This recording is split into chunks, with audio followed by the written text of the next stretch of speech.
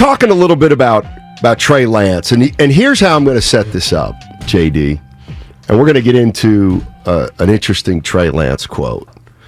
But when we're talking about this season, and it's clear, the expectations for the San Francisco 49ers are sky high. In fact, there are people talking about a Super Bowl run. And all I'm saying is, knowing what we know about how tough it is for young quarterbacks to start out in the NFL, at times I think we overlook everything this guy's going to have to do, Trey Lance, for this team to be a super good, and it's not his fault, but we have no idea how he's going to handle adversity. We have no idea how he's going to throw the ball over the middle. We have no idea about his ball security. We have no idea how he might respond to tough coaching. We don't know consistently how he throws the deep ball. And it feels like at times we're glossing over how tough this is for any quarterback to do. Not specifically Trey Lance, but any quarterback who's going to start to play as a starting quarterback in the NFL. It's hard.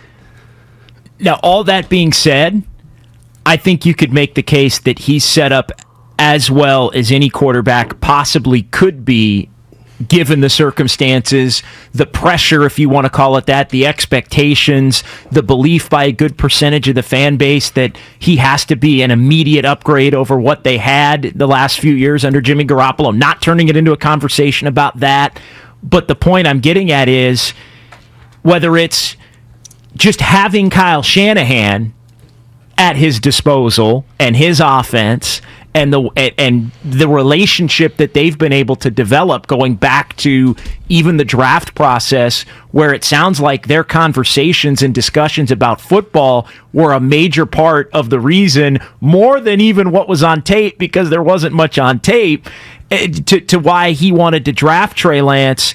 He's set up with Shanahan, and he's set up with the stable of running backs that are going to all do different things. And maybe Mitchell's the guy that gets the bulk of the carries, but we've seen him be able to commit to the run. And I guarantee you Kyle's going to say we still want to run it 30 times. I always still want to run it 30 times. You've got Debo and Ayuk, and you've got Kittle.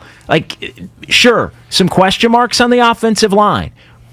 We've also seen the 49ers be able to overcome that with scheme and with Shanahan's expertise to a certain extent. The defense is another part of it. What projects to be an elite defense that takes pressure off your quarterback. I think all of what you're saying, I get, but you could make the case that he's better equipped, certainly than any of these other young quarterbacks are, even Mac Jones, who was in the playoffs last year, to be able to be in position to win. 888-957-9570 is the number. Kyle Shanahan handing the reins to Trey Lance. Okay. I agree with you. Of the young quarterbacks, Trey Lance is in the best position. But I also think young quarterbacks all have to overcome something or other to become a really good quarterback. And I think Kyle Shanahan knows that. And I think Kyle Shanahan saw, to go back to the quotes that we read from the previous segment, not the Texans game necessarily, right. I do think he saw some of it there, but he saw in the conversations that they had in the draft process that he believes Trey's got that demeanor to get better, to work on his craft, to hone in. That's why you take the kid. No doubt. But you take the kid knowing it's going to be a process. Sure. Okay, the 49ers are essentially favored to come out of the NFC right now, right? Yeah, life comes at you fast. Well, that's kind of what I'm saying. When's the last time a team with a quarterback situation this uncertain was this much of a favorite? JD, I'm not even saying like Marino, when Marino came, because nobody thought he emerged on the scene. Maybe Justin Herbert. He emerged on the scene, was really good. I'm talking about Everybody thinks the 49ers are going to already be really, really good, kind of no matter how Trey Lance is. Unless he's terrible. Well, it kind of feels like even if there's a segment of fans that say, even if he's terrible, you know what? We're going to go 10-7 because Jimmy was terrible. I'm not saying it's right. I'm saying that's what I think if he's some of the fan base... If he's truly terrible, right, they will struggle to win football games and be a 500 team because the poor quarterback play will wreck everything. I feel like their low end, though, is probably even 7-10, probably. even if it is along those lines. But I think, to your point, he could be up and down.